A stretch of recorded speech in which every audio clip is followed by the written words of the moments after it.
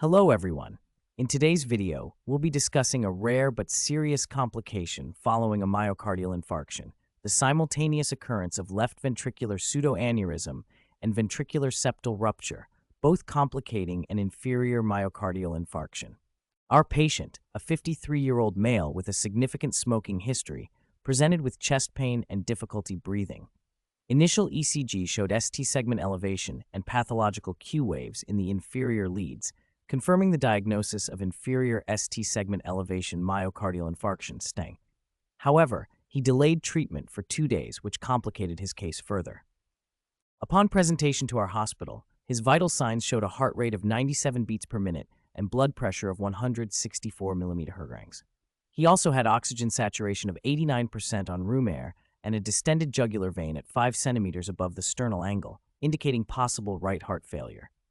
Laboratory results showed dramatically elevated CKMB, troponin 1, of 8.4 grams per milliliter, normal range 0.4 nanograms per milliliter. His B-type natriuretic peptide, BNP, was 388 pg per milliliter, normal range was 100 indicating significant heart failure. Additionally, creatinine was 1.6 mg/bor, normal range 0.7 to 1.0 grams per milliliter. Total cholesterol was 280 and low-density lipoprotein LDL was 160 mg, pointing to a history of hyperlipidemia. A coronary angiogram showed subacute total occlusion of the mid-right coronary artery, RCA, with no collateral circulation.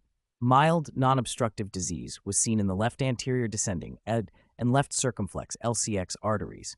A retrospective ECG-gated cardiac CT was performed on a 128-slice MDCT Siemens somatum force scanner using 55 milliliters of Zenetics 350 contrast agent, with a total DLP of 530 mg and total Oz of 258. Bedside echocardiography was performed, revealing several key findings.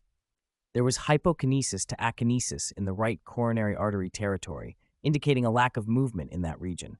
A mild reduction in systolic function was noted, with an estimated left ventricular ejection fraction, LVEF, of 45%, suggesting impaired cardiac output.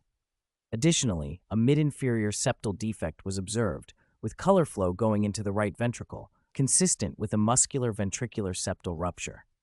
Furthermore, a pouch was seen in the basal inferior segment of the left ventricle with color flow passing through it.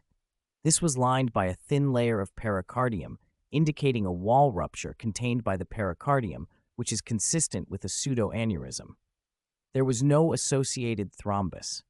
The right ventricle was normal in size and function. Mild to moderate eccentric mitral and tricuspid regurgitation was present, along with a small circumferential pericardial effusion.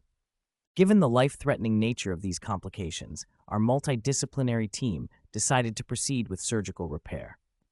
The patient underwent median sternotomy with repair of the ventricular septal rupture using proline stitches and bovine pericardial patch to repair the pseudoaneurysm. Post-surgery, the patient was stable, with smooth recovery. Following surgery, the patient had a smooth recovery and was discharged 5 days later. 2 months later, follow-up CT confirmed the successful repair of both the ventricular septal rupture and the pseudoaneurysm, with no residual shunt or complications. This case highlights the critical importance of timely diagnosis and intervention in patients with mechanical complications following a myocardial infarction. Multimodal imaging plays a vital role in diagnosing and managing these potentially fatal conditions.